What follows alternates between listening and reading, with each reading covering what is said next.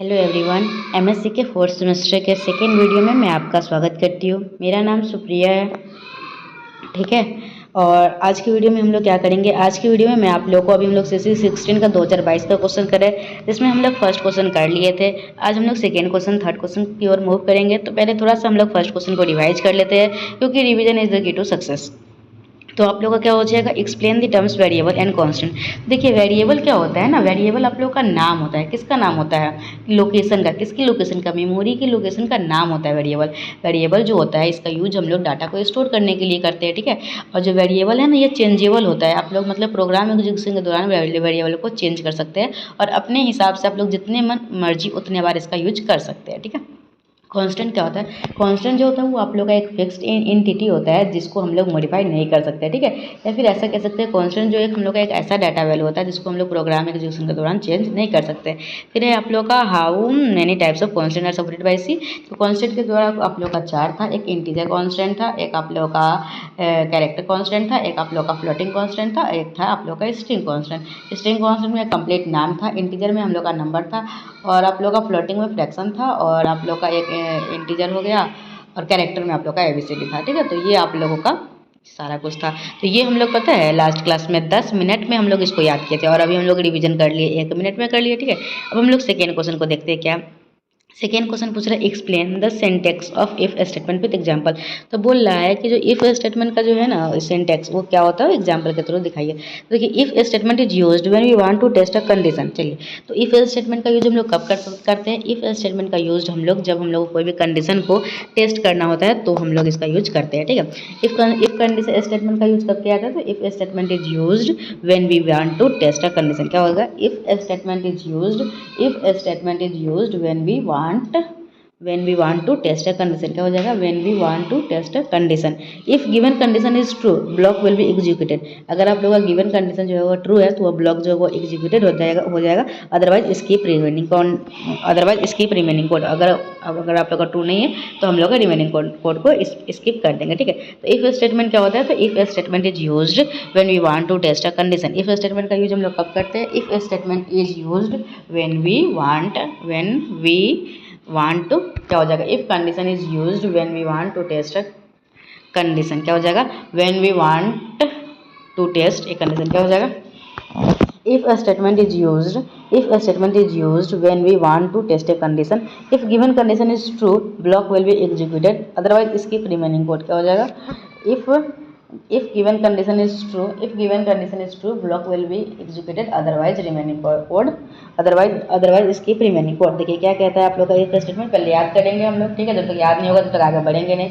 if statement is used when we test a condition. if statement का use कब किया जाता है? if स्टेटमेंट का यूज किया जाता है जब आप लोगों को कंडीशन को टेस्ट करना होगा, ठीक है। तो हम लोग क्या लिखेंगे? if condition is used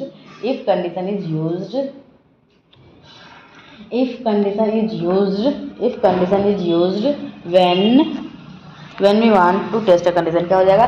if condition is used when we if condition is used क्या हो जाएगा? if condition is used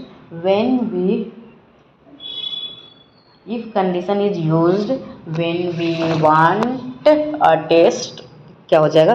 when we want to test a condition। if condition का यूज कब किया जाता है? if कंडीशन का यूज किया जाता है आप लोगों को जब किसी भी कंडीशन को टेस्ट करना हो। तो क्या लिखेंगे? if statement is used when we want to test a condition, ठीक है। when we want to test a condition, if given condition is true, क्या हो जाएगा? if given condition is true block will be executed। क्या हो जाएगा? if given condition is true, if given condition is true block will be executed। क्या हो जाएगा? if given condition is true, क्या हो जाएगा? if given condition is true block will be executed, otherwise skip remaining code, ठीक है।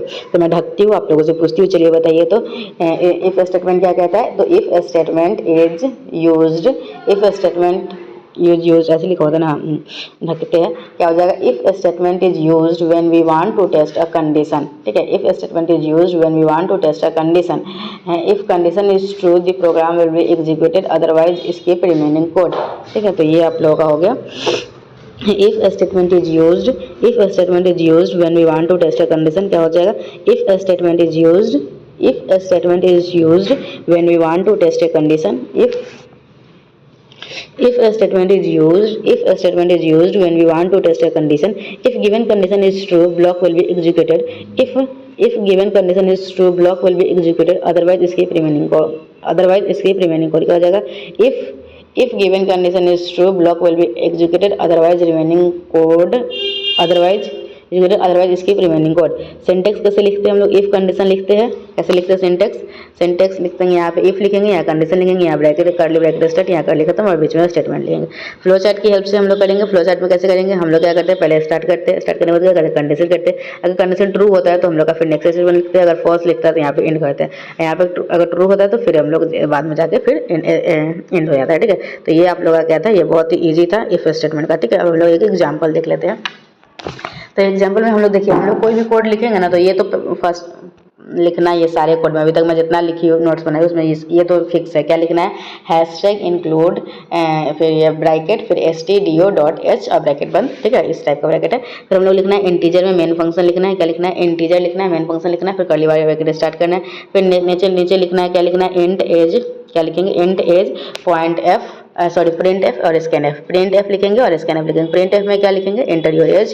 Print F में क्या लिखेंगे? Enter your age. और स्कैन एफ में क्या लिखेंगे? प्रतिशत D and age. Scan F में क्या लिखेंगे? Percentage D and age. ठीक है, प्रिंट एफ क्या होता है, स्कैन एफ क्या होता है, नेक्स्ट क्वेश्चन है वो मतलब क्वेश्चन है आगे, मैं उसमें समझा दूंगी. तो आप लोगों को क्या प्रिंट करना है? अगर आप लोग का इफ एज ग्रेटर देन और इक्वल टू 18, अगर आप लोग का एज 18 के इक्वल या 18 से बड़ा है तो प्रिंट करेगा एफ. क्या प्रिंट करेगा? You are eligible in vote. क्या प्रिंट करेगा? अगर आप लोग का एज ग्रेटर देन और इक्वल टू 18 है तो वो प्रिंट करेगा you are eligible in vote.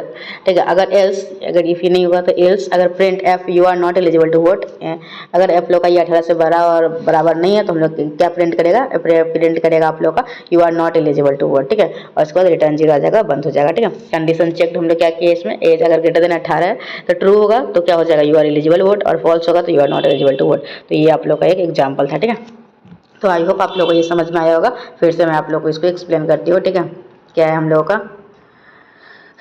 का explain the syntax of if statement with example. आप लोगों को क्या बताना है कि इफ स्टेटमेंट क्या होता है, एक एग्जांपल के थ्रू बताना है. तो इफ स्टेटमेंट क्या होता है? तो if statement is used when we want to test a condition. ठीक है, if statement is used when we want to test a condition. ठीक है, हम लोग कंडीशन को टेस्ट करने के लिए हम लोग इफ स्टेटमेंट का यूज करते हैं. इफ क्या हो जाएगा? If condition is true. क्या हो जाएगा? इफ गिवन, अगर ये हम लोग का गिवन कंडीशन ट्रू है तो हम लोग क्या लिखेंगे? If given condition is true, if given condition is true block will be executed, otherwise इसकी रिमेनिंग कोड.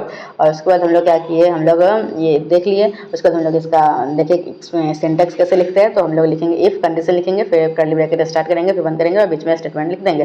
फ्लो चार्ट से कैसे देखें, तो पहले स्टार्ट किए थे, स्टार्ट के बाद नीचे आया, नीचे आने के बाद क्या किया, इफ कंडीशन लिखे, कंडीशन बाद नीचे किए. अगर ट्रू था तो हम लोग का स्टेटमेंट आया, फिर एंड हुआ. अगर फॉल्स था तो सीधा एंड हो गया. ये फ्लो चार्ट से था. फिर एग्जाम्पल लिए, एग्जाम्पल में कैसे लिखेंगे? एग्जाम्पल में हम लोग को तो फिक्स से लिखना है. क्या लिखना है?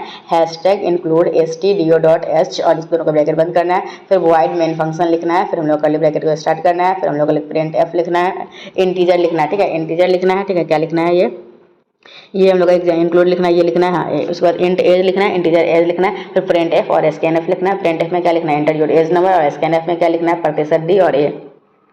स्कैन एफ में क्या लिखना है? स्कैन एफ में प्रतिशत डी और एंड एज लिखना है. ठीक है, और उसके बाद हम लोग कंडीशन अब लगाएंगे. कंडीशन लगाएंगे if age greater than equal to 18. क्या लिखेंगे? कंडीशन लगाएंगे if age greater than equal to 18 तो print F you are eligible in vote. और एल्स क्या लिखेगा? और else print F you are not eligible in vote. ठीक है, और यहाँ पे हो जाएगा else print F you are not eligible in vote. और उसके बाद रिटर्न 0 आ जाना. फिर ब्रैकेट को बंद कर देना. कंडीशन चेक हो जाएगा. ट्रू हो जाएगा तो आप लोग ट्रू रहेगा तो प्रिंट होगा यू आर एलिजिबल वोट. और फॉल्स रहेगा तो you are not eligible for vote. ठीक है, तो इस तरीके से हम लोग का ये इफ स्टेटमेंट था. ठीक है, तो आज की वीडियो में हम लोग क्या देखें? आज की वीडियो में हम लोग देखें explain the syntax of if statement with example. I hope आप लोगों को ये समझ में आया होगा. ठीक है, दोनों क्वेश्चनों को बिना देखे लिखने की प्रैक्टिस कीजिए, अच्छे से कीजिए, एग्जाम अच्छे से दीजिए. आप लोग फर्स्ट सेकंड थर्ड सेमेस्टर तीनों में पास कर चुके हैं और फोर्थ सेमेस्टर में भी पास कर लीजिए. फिर आप लोग के पास एक पीजी का डिग्री आ जाएगा. फिर आप लोग CSI या नेट वगैरह दीजिएगा और आराम से असिस्टेंट प्रोफेसर बनिएगा और अच्छा जिंदगी काटिएगा. ठीक है, चलिए, थैंक यू, बाय.